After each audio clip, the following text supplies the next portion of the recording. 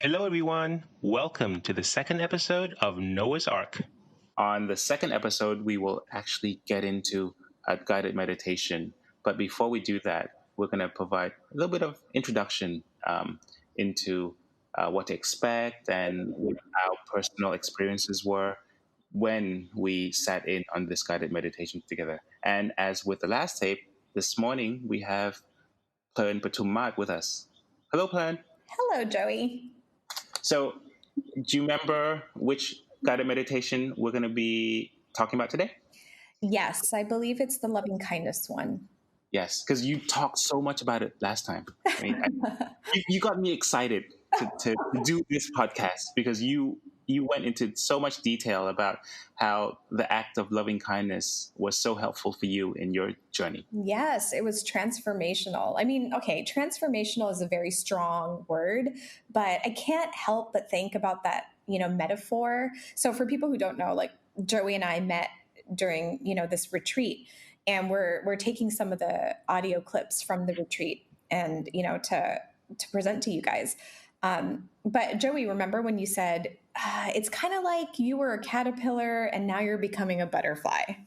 Yes. So I like to think about it in that way. Like, Dhamma should have a transformational effect on you, whether it's a lot or a little bit, whether it's incremental or whether it's drastic. I mean, usually it's going to be incremental. But yeah, coming into the retreat, I was at a very dark place. It was hard for me to find any kind of joy in life. I, experienced a lot of loss in the past year.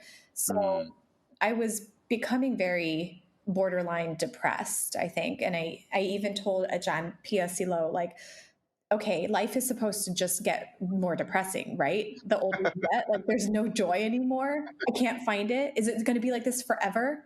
And his answer was, yes, for an untrained mind. And then I said, oh, I have an untrained mind. I need to get it trained. What do I do? That's a great thing about great teachers like Ajarn Piyasilo. He can give like one-liners that just shakes you. Yes, I was definitely shaken up a little by that. Well, first I was feeling myself getting defensive. Wait, I'm untrained? No, I've been doing this for 20 years. Oh, that's funny. Now I can laugh at myself. But at that time, when we met at the retreat, I was taking myself very seriously. So you experienced some losses. Few relatives and friends had passed away. And what were you expecting to happen after the retreat? Honestly, I was so just consumed by my negative thoughts that I had no idea what to expect. All I knew was that I needed help, and the Dhamma helped me before, like back when I was a teenager, when I was going through, a difficult time. So I knew that this had the potential to help me. Yes. And did it help you? Oh, yes. Again, I'm going to stop using transformational because maybe that's too extreme, but it definitely changed the course of at least my inner life, and therefore maybe my outer life, right? So yeah, it was very powerful for me. The 5 days, I needed it, and then I also feel like it changed me. Even like my husband says so. That's good to hear. When the husband gives a thumbs up, that's a good sign. Well, happy wife, happy life. Very true. Very true. So during the 5-day retreat, one of the very first guided meditations that we had heard was the loving kindness meditation. Yes. And it was powerful. I think it was a great way to start off our retreat. And that's why we're using this loving kindness meditation as a start to our first guided meditation too. Having listened to it again the second and third time, what do you think now are the key takeaways that worked for you and that people should be aware of before getting into this meditation, this guided meditation? Wow. For me, what I learned the most from this particular session was how to cultivate loving kindness for yourself, because you have to in order to really get into the meditative state. I think a huge barrier for me was putting too much pressure on myself. For example, when we did the loving kindness walking meditation, we were supposed to chant like, "May I be well, may they be well," and like I could feel my whole face becoming so tense. Like I was saying it with such conviction. "May I be well," And I remember asking Ajarn Piyasilo, I was like, "My face hurt. Like, am I doing it right?" He goes, "Oh, It no. You're it comes it comes back to the issue we were talking about during the last episode about being this 110% about everything, yeah. about this gung ho attitude. Now that you're reliving it again and again. What do you tell yourself to not get into that state of mind? Well, this is the thing. Like, I think practicing loving kindness on yourself can be very, very difficult if you don't really have experience doing it before. But basically, it's just that. Like, because you're so, well, I can only speak for myself. Because I was pressuring myself so much, I was actually hurting my body. And that is not loving kindness. So that's an unhealthy relationship that you have with your mind and with yourself. I think it's okay to be like that sometimes, especially in the modern real world, but you have to balance it with loving kindness for yourself. So, for example, what that means is you're able to pressure yourself when it's healthy to do so, like when you're working on a project or whatever, but you also have to know how to turn that off and turn on loving kindness when you're doing things that are for your soul. I think if you listen to this guided meditation over and over again, at least, once a day for 2 weeks, I think what it does is it helps set a new pattern in your mind, to be more positive, to be more kind on yourself. Because I think at the right moments, Ajarn Piyasilo says the right things. Yeah. So, for example, I remember when I was sitting and listening to this guided meditation, thoughts were going on in my mind about work, about things I need to do. And then suddenly he says, people have, I'm paraphrasing here, people have a mindset or a predisposition of self-hatred, something along those lines. And I was like, Yeah. why can't we just sit down and relax for 20 minutes? Yeah. Why do we always have to dwell in the past and be anxious about the future? Because there is this need to be on all the time, to be doing something all the time, to be thinking all the time. Yeah, exactly. And then in that moment, you're actually sabotaging yourself, right? So Yeah. instead of saying, "You know what, I'm going to be kind to myself, I'm going to give myself these 20 minutes to really just relax, let go," But all of these words like self love, self compassion, letting go, like they're so easy to say, right? Yeah. It's completely different when you're trying to practice it. And like I said, if you don't have previous experience or practice doing it, it's really difficult to hear those words and know what to do right away. Yeah. For me, like loving ahead. yourself, what does that mean? I don't know. Yeah. Self-care, self-compassion. I remember I went to see a therapist right before I went to this retreat, and she said, "Okay, Plern, if you were to search one term, like I'm going to give you homework, if you were to search one term to like think about, search for self-compassion." And I said, "Okay. I mean, it's a concept that you hear all the time, or at least I hear all the time. And you practice compassion towards others. But when you put the word compassion and self together, my brain was like, cognitively, conceptually, I kind of get it. But how do you do it? I just didn't know where to start." And I think for me, like this 5-day retreat, from day 1 to day 5, this is the area in which I probably gained the most. I learned how to do self-compassion on me. Fortunately, Ajarn Piyasilo provides a lot of tools Yes. where it helps us implement these concepts into actual meditation states. Which tools were useful for you? Well, where I started, and this was a tool he gave us right at the get go, he said, okay, if it's difficult for you to practice loving kindness on yourself or even other people, why don't you start with a favorite pet? You know, like because people tend to love animals and feel, positivity towards them. And the love is kind of unconditional. So it's a really good way to start. And I did. I thought about my dog.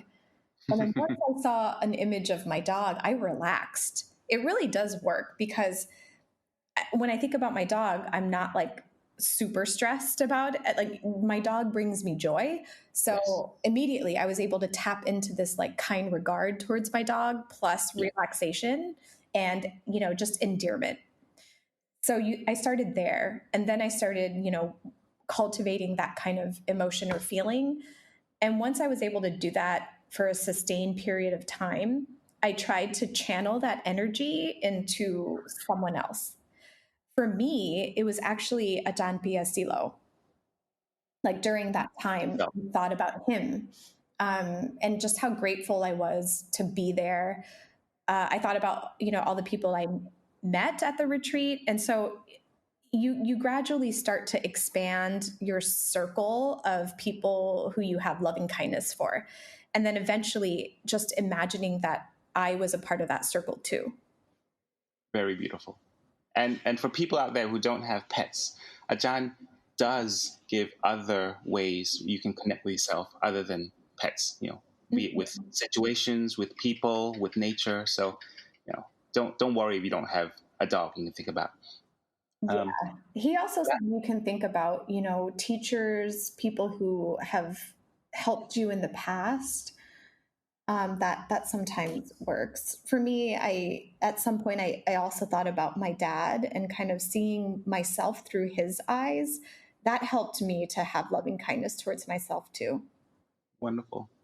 Last question before we listen to the guided meditation together. After somebody listens to this, should they expect a result right away? Should they expect a result after listening to it 7 times, 10 times? What should people's expectations be?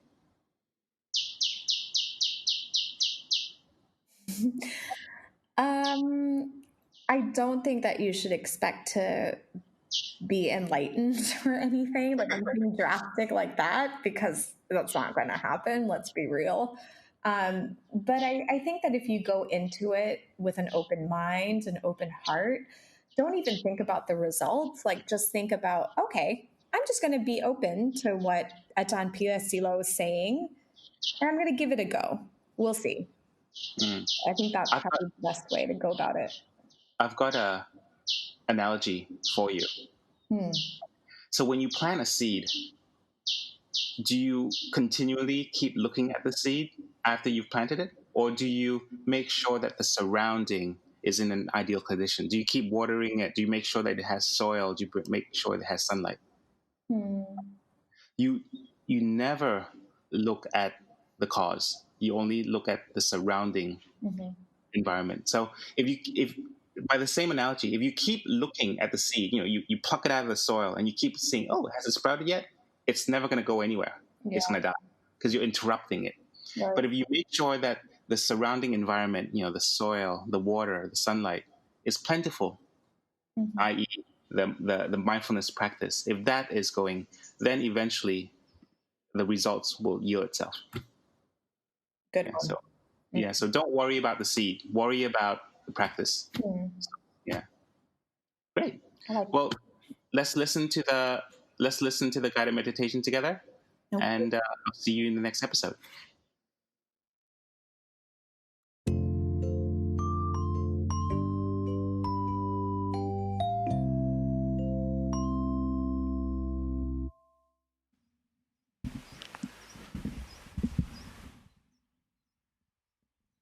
Before we do the metta meditation together, I probably like to take some time to explain or introduce the ideas of metta meditation for you first, especially for those of you who are new to this practice. Metta is the good quality of the mind, and I believe that all of you already have it. But the aims of the practice of metta meditation is not just to have the metta within yourself, but we aim to expand it, to develop it into the level that you can have it to deal with your own anger or agitation or irritations, or dealing with the unpleasant situation that you have to deal in your daily life. Usually metta is the good wishes or loving kindness. We usually have this with someone we love already. It's not so difficult for us, especially for parents. They will have metta toward their children. If you have your pets, you have your metta toward your pet already. But when it comes to someone that you don't like, it will be more difficult to have metta. You cannot find it hard to wish them well, wish them to be happy. And for many people, especially those who have Western influence, many find it also difficult to have metta toward themselves too. The idea of self-hatred is something that in Asian culture, also Buddhist culture, are not familiar with, but more in the Western culture. So whatever that you find it difficult, it means that you have your job to do. We're not aiming to do it just in one session of meditation. But since you know this is something that's worth trying, so you can keep coming back to do it again and again. I have one of my students, a Thai student, who usually should be familiar with metta meditation, right? Because we were born in this Buddhist culture. But then this person finds it very hard to practice metta meditation toward herself and others. To listening to my guided meditation on metta several times and come to me that she couldn't do it. Even she can follow the meaning of it, but somehow deep in her heart, the metta still can't be developed. But after some years, probably 4 or 5 years, she come to me, and then it's first time that she experienced it.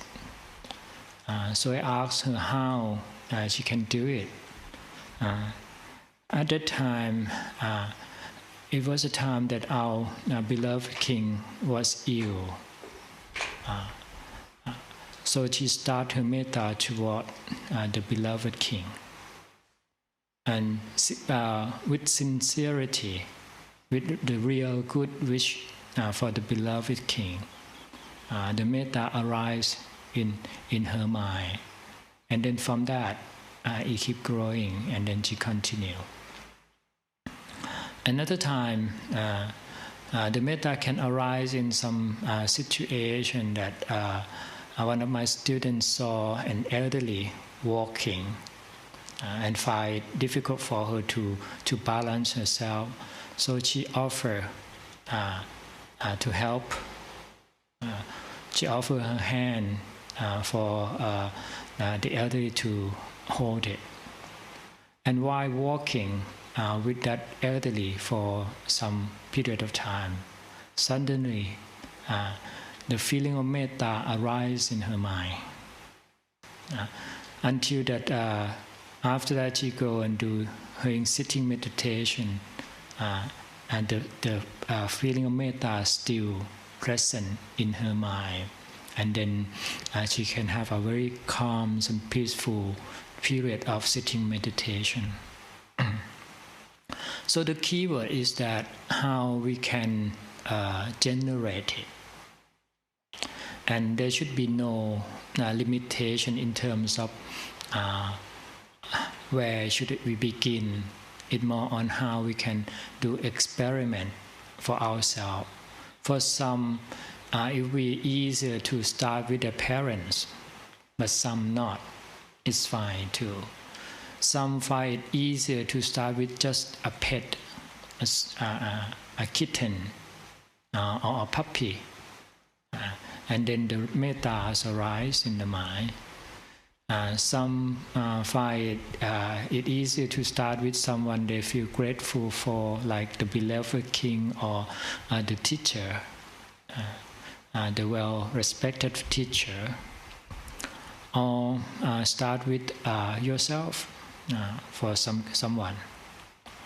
So whatever you can try to practice with yourself, and do not judge yourself if you cannot bring this kind of metta arise in the mind or generate it in right away. But I believe that you have it already. It's just that you not practice it. You don't have experiences in practicing it in the way that you can bring it to the mind as you want to have it.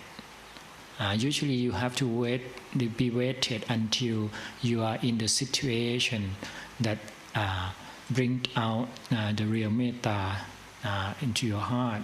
Like when you are dealing with the situation that you see that a lot of people suffering, the natural disaster, or when you see something in the news that you feel sorry for them, and then you wish them to be happy from the bottom of your heart.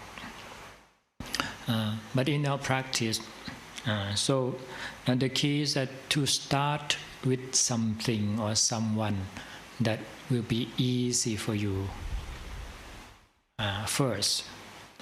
Something or someone that it become real for you, that you can really wish them to be happy. Or and then you can expand on that and develop from that.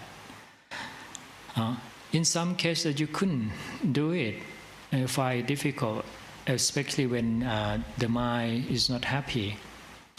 You can do it in this way too, that since you experience suffering yourself, you know how it feels.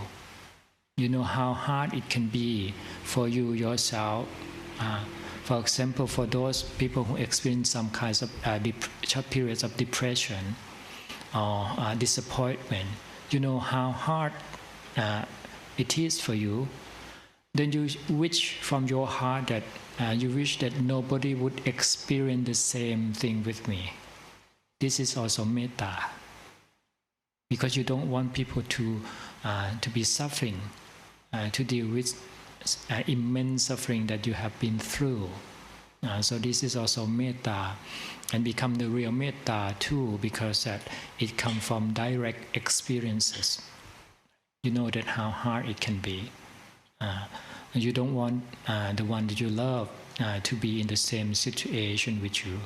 And also, this is the key, that is that you start with someone or something that easier for you. Another thing that to help you to expand your metta is that you have to see that all human beings, all living things are in the same boat. This is why an Arahant, the enlightened one, will have metta automatically, because their metta comes from wisdom. The wisdom to see that every living being are in the same boat. We share the same kind of suffering. Or we said we share the same destiny of humankind, that we are born into this world, and all of us have to deal with our own suffering. We have to be parted from something or someone we love. We have to associate with something that we don't like. We will have the same experience, that wanting something and we cannot get the thing that we want is also suffering. So if we see that every one of us are the same, so you can expand your metta. You can share them their good wishes from your heart. It doesn't mean that you approve what they have done, or you try to love or to like something that you don't like. It's not in the case, but it's more to see that we are in the same path, we share the same thing, we are on the same boat. Even the person that you dislike them the most, you hate them so much, just ask yourself that if that person have to be parted from someone they love, will they be sad? Will they be suffering? Even though you hate them so much, the reality that yes, they themselves will be suffering too. It is the same with you, right? Or you can share your metta toward them, that if you know that the person that you dislike, they're doing something through their selfishness, they don't think about others, so that's why they can hurt other people or cheated other people. So you can wish them to have some happiness that comes from the unselfishness. Wish them to have happiness from the wisdom to know the consequence of what they're doing. To understand the happiness from freeing themselves from ignorance. You can do this way too. So it doesn't mean that you have to approve, you have to like the people.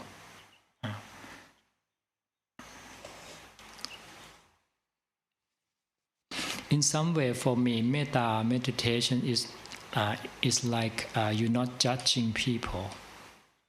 You not become a judge for other people. Because usually when we don't like someone, we wish them to get some consequence of what they have done, right? This seems that we are acting like a judge, want to give some kinds of punishment or some consequence for all the people we don't like. And usually we're not a fair judge too, because we want them to get the result as quick as as it can be, and we wish them to have the severe consequent one too, because we don't like them. Right? But in practice meditation, metta meditation, it does mean that you try to stop the consequence. All of us, including the one that we don't like, the one that we hate, they will have the consequence of their own karma or their own action. They cannot be free from the result of it. So we don't have to intervene or to try to make it faster for them, because in the end they're going to have the consequence of their action anyway. So the metta meditation for us is more on letting go our hatred, letting go of our negativity within our mind. And you can ask yourself that when you hate someone, are you happy with it? When you dislike someone and you wish them to have a very bad consequence of what they have done, that the state of your mind at that time is not wholesome, isn't it? So you are not metta yourself at that moment, because you allow the negativity to stay within your mind by holding anger, holding the feeling, negative feeling within your mind. So metta meditation is also the practice of metta toward yourself, wish yourself to be happy, to be free from this anxiety and negative feeling. So this is the whole idea of it. And we can start to do our meditation together. Just give it a try and see how it affects your practice. Okay, we start with doing sitting meditation together, or for those who are doing already, please continue your meditation. Feel free to follow the guided meditation, or you just practice by yourself without paying any attention to the guided meditation. It's okay too.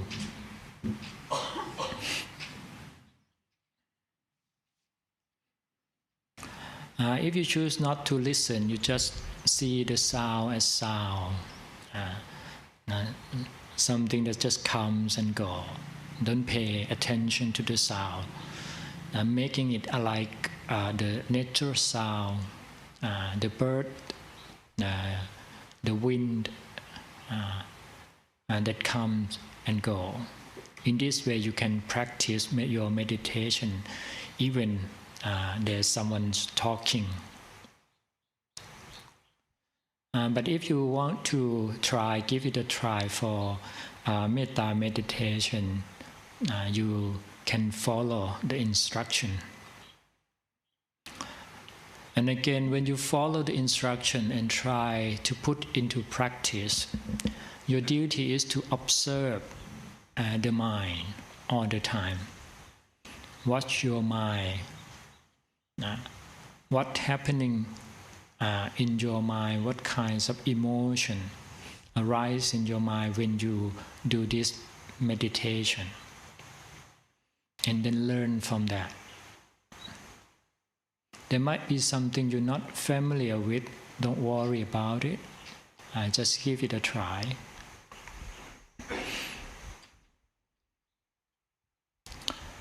Usually when we practice with metta meditation or any other kinds of reflection using our thinking mind, we usually start with normal meditation.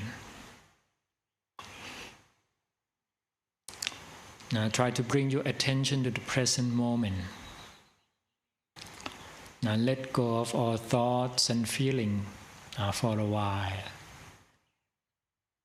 Be aware fully of your body. Relax all the muscle and be with the present moment for some time. Calm down the mind as much as you can. They don't need to be perfect, calm.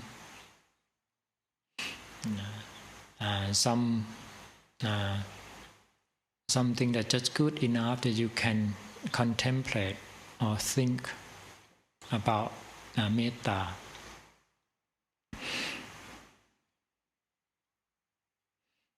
Breathing in and breathing out, fully aware of it. You can imagine you breathing in, you taking in energy into your body, and breathing out, you let go of worries, anxiety.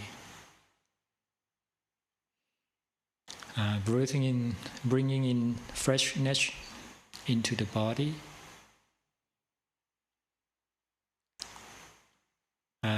breathing out, relax, and let go of the negativity within your mind.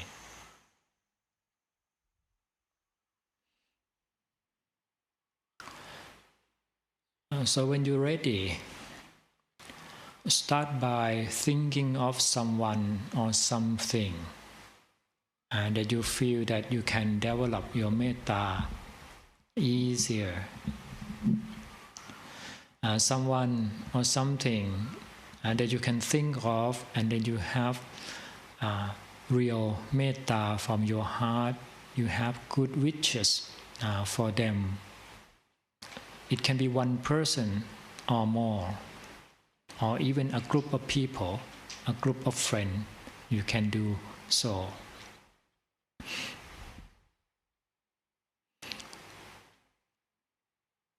Try to observe that when you think of them, and you can practice good wishes for them. You wish them to be happy. Wish them to be free from anxiety, to be free from suffering.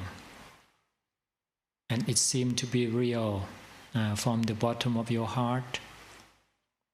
Start from that. And then in your meditation, you don't have to worry about your breath anymore.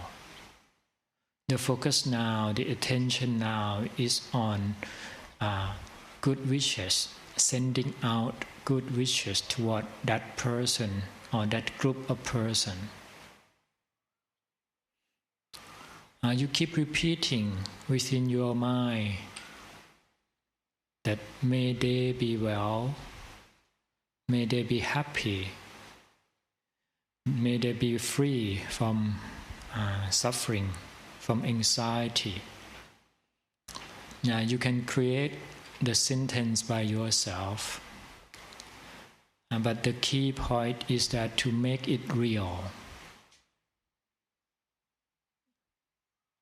To really feel it from your heart that you really want them to be happy.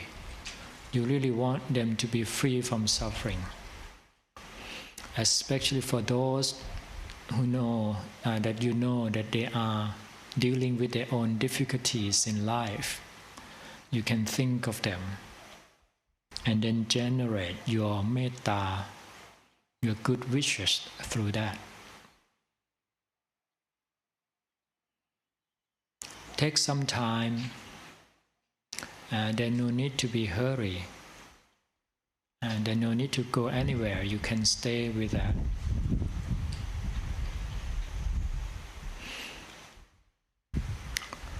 Keep repeating the good wishes for them until you observe that there's a metta feeling arise in your mind.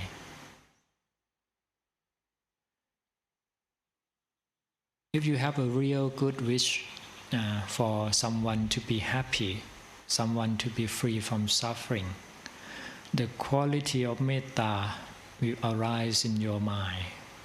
Watch it, observe it, and try to recognize how it feels when you wish someone to be happy, when you really want them to be free from suffering from the bottom of your heart. This is called metta. And then from that, you are breathing in and out, observe it, and allow it to grow within your heart. The easy way to make the metta grow, you can start with someone you love, you care for, and then expand it to other people that you know. It can be a friend, good friend, the friend from when you were young, a friend in your university time, a friend in your workplace. You can think of them. Allow them to come into your meditation. Allow the image of them come up in your mind, and then you wish them to be well, to be happy. Take some time for each group or each person. Then no need to be hurry at all. You can stay with that feeling of metta as long as you can, as long as you want it to stay. But just observe it.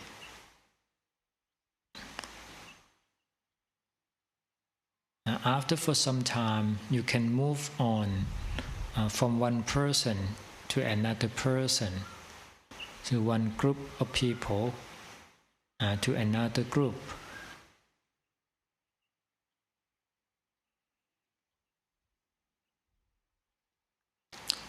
Maybe you can try with someone that you feel grateful for, your teacher, someone who has helping you a lot. Allow the image to come up within your mind, and then express your good wishes, your metta toward them.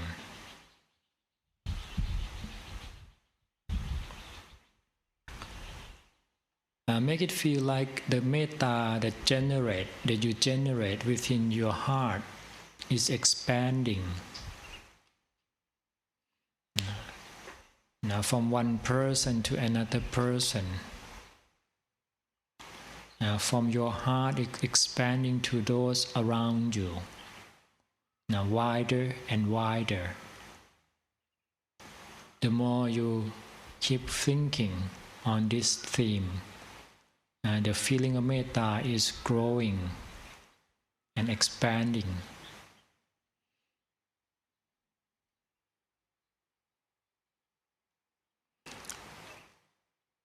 Until it can reach every living being, that you can wish everyone to be free from suffering.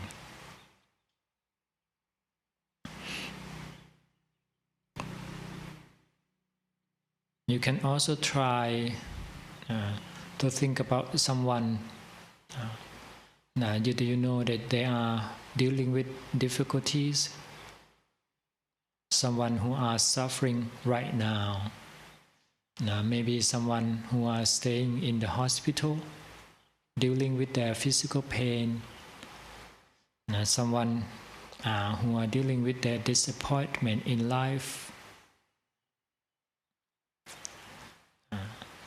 whether they're having physical illness or mental problems, and you can think of them and then express your good wishes toward them.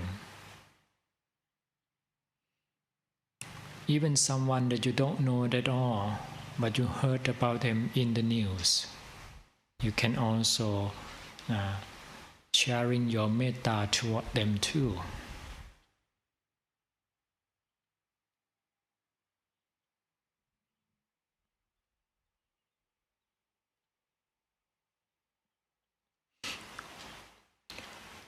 So let this become your meditation for some period of time. Focus your attention to this feeling of metta, thinking, allowing the image of someone you know to come up in your mind, and then send them good wishes from your heart, expanding your metta toward other people through this process of thinking.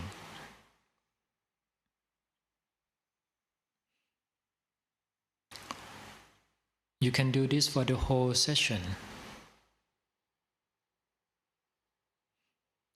or when you feel that you have enough and you actually want to have some rest,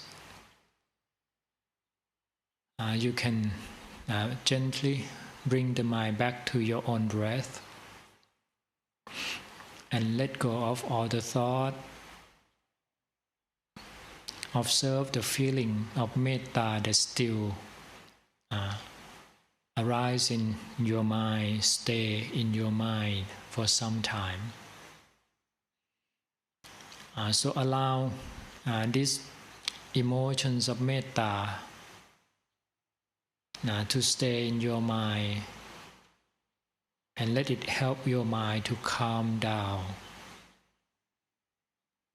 and be with the present moment.